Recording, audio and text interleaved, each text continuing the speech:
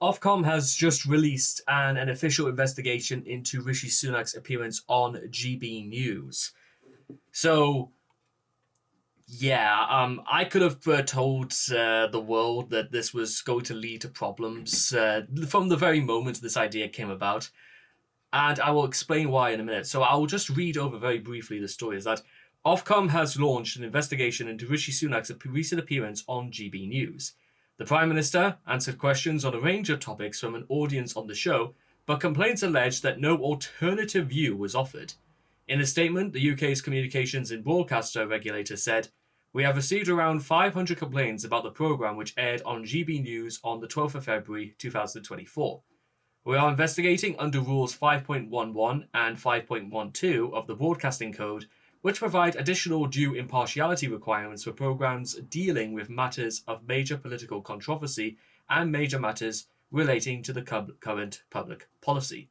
Specifically, Rules 5.11 and 5.12 require that an appropriate wide range of significant views must be included and give due weight in such programs, or in clearly linked and timely programs. The Ofcom Broadcasting Code outlines the rules with which programs broadcast on television and radio must abide.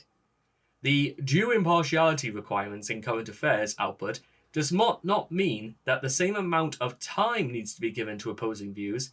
However, audiences need to be exposed to alternative ways of thinking.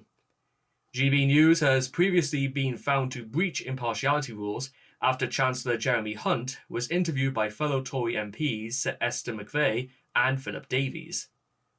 This breaking news story is being updated and more details will be published shortly. So, what is immediately apparent, ladies and gentlemen, and this is something I need you guys to understand, is that I've not specifically worked for television before, but I know a lot about the behind-the-scenes stuff, from legalities, procedures, documentation. There's a lot of things about this that I actually know very, very well.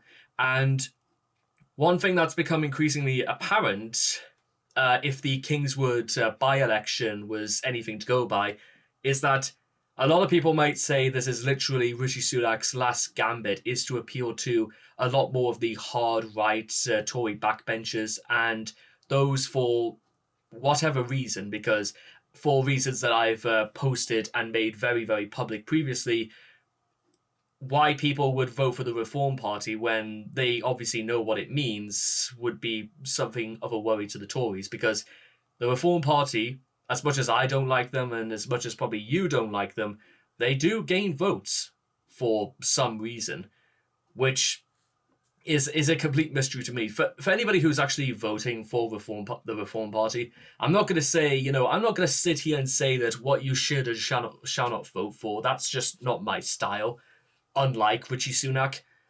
But just, you might want to consider exactly why you're doing it, because I've been in the vote of, you should know why you're doing something before you actually do it.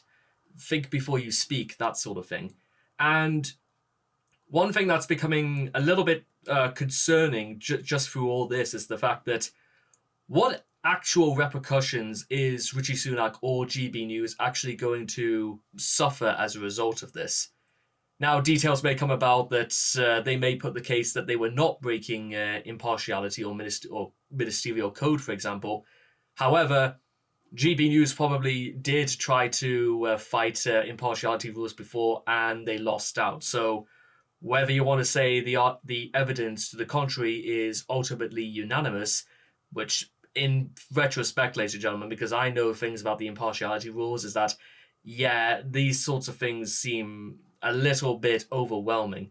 Because, like I said before, if that is the case and the complaints, there have been over 500 about this, are true, I might possibly even want to watch Rishi Sunak's actual debate. I wish I'd actually watched it live so that I could get first-hand experience, but with the benefit of hindsight, it would make sense that Rishi Sunak would only ever want to answer questions that would blow smoke up his own arse and therefore be only relevant to the case in point about trying to make him look good.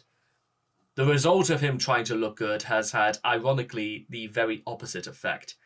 And in days to come, ladies and gentlemen, it should be of no surprise whatsoever that whatever consequences come the Prime Minister's way, people need to be aware of these sorts of things, because unfortunately, and this is probably a case I'm going to make later down the year, is the fact that, you know why the Kingswood by-election was such a blowout for the Tories?